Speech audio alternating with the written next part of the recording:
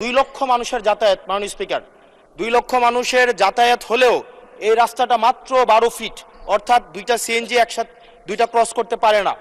আমাদের ওখানে 11টা ইউনিয়নের মধ্য দিয়ে রাস্তাটা গিয়েছে।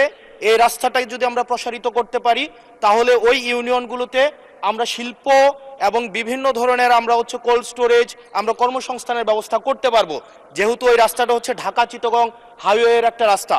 এবং এই রাস্তাটা যদি আমরা প্রশস্ত করতে পারি তাহলে আমাদের কুমিল্লা থেকে, আমাদের ঢাকা থেকে যে সিলেটের যে যাতায়াত, সেই যাতায়াত আমাদের 40 কিলোমিটারের মতো কমে যাবে। মাননীয় স্পিকার, সার্বিক দিক বিবেচনায় কর্মসংস্থান বৃদ্ধি এবং যোগাযোগ আমাদের 40 কিলোমিটার কমানোর জন্য আমাদের ঢাকা, আমাদের কুমিল্লা, আমাদের দেবিদ্বার থেকে চান্দিনার যে রাস্তাটা আছে সেটা 12 ফিট আছে।